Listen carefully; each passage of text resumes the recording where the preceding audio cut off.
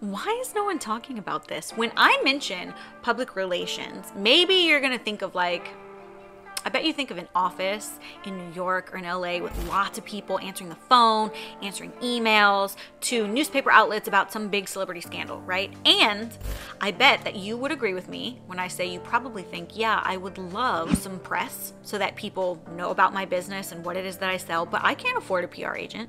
Yes, you can actually, and I'm going to explain that to you in this video.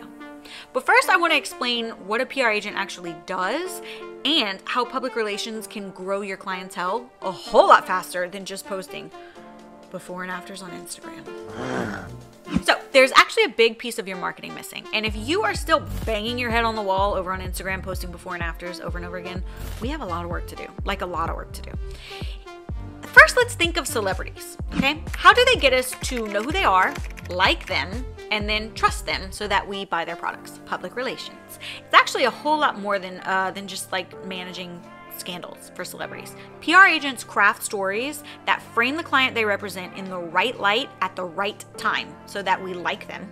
And then they do, I will give you this, they do arrange interviews, to manage scandals, but also to promote projects. Like I'm sure you've seen these celebrity press junkets where they're promoting a movie and there's always clips of them on TikTok. They create buzz around things like albums and products, music that's coming out. They want to make sure that you see their client in a positive light at the right time to support their project, right?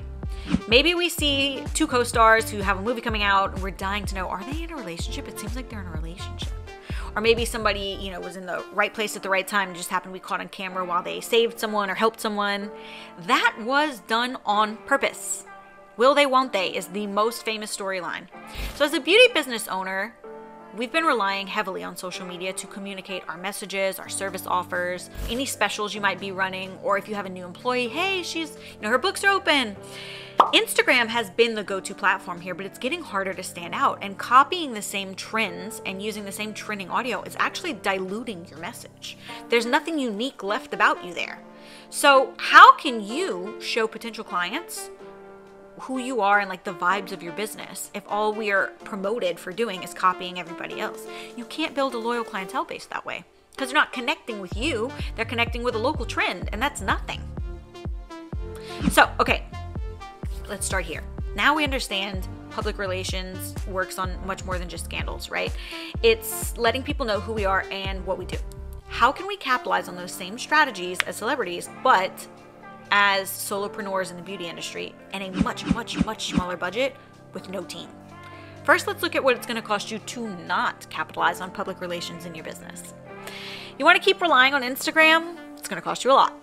You're going to miss out on, first of all, broader reach because you're just advertising to the same 200 people. And by the way, those 200 people, Instagram chose them for you. So are they even your ideal client? I don't know.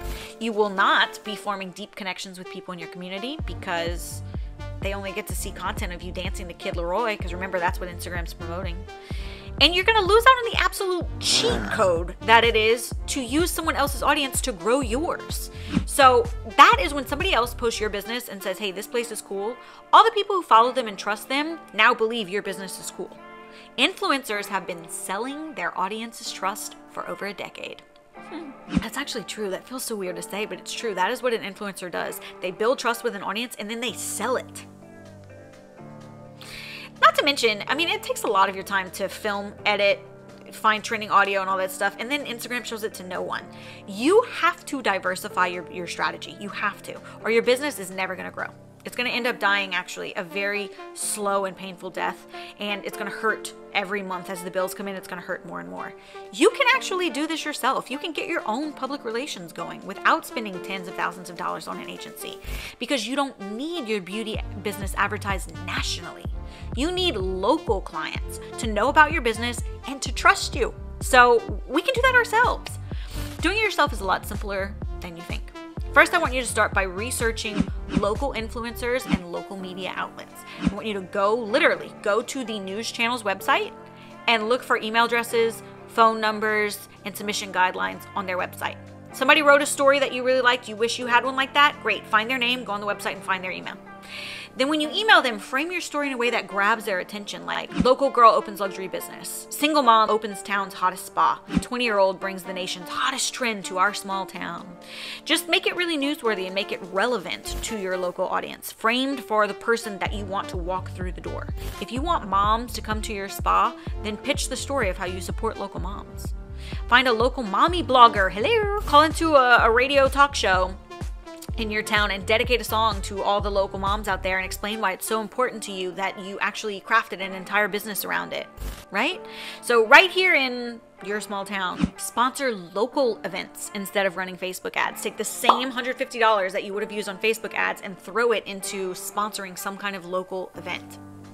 Show up to that event and make connections with people there. Shake hands. Every person you meet at a local event is either a potential client or a potential connector. Connectors are people who connect you with potential clients.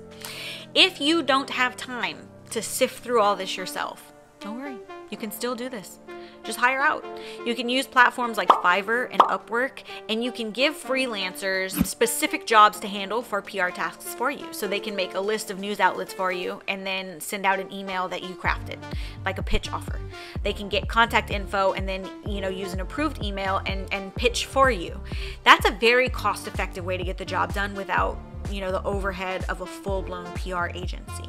Knowing how to create opportunities for yourself in your local media is an absolute cheat code to grow your clientele really fast. But if you've actually built a house of cards business with no real data behind some of your decisions, like your pricing, your service menu, you're actually just dumping a whole lot of effort into a black hole, and it's going to be worthless because it'll fall apart under the pressure of lots of new clients. But don't worry, it's not too late to set things up properly. I am going to give you my really simple and proven system to build that in this video right here. So go and check it out, and I will see you there.